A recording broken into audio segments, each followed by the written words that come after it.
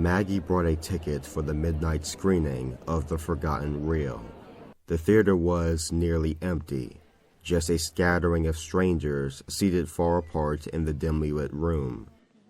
She chose a seat near the middle, where the shadows of the towering screen swallowed the rows around her.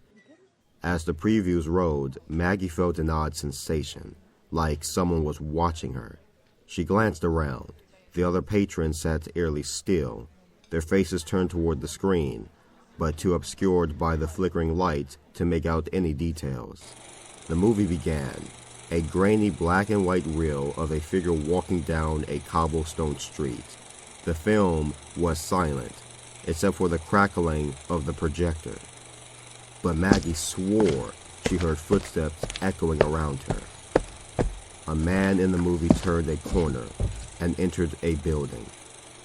Maggie's heart skipped as the camera panned to a theater, the very theater she was sitting in. Her seat, empty on screen, was occupied now. The screen shifted to the audience in the film. She froze. The shadowy figure on screen matched the positions of the other viewers in the room.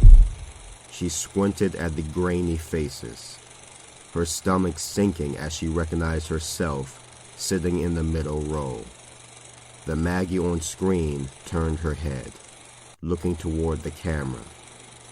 Slowly, so did the audience in the theater.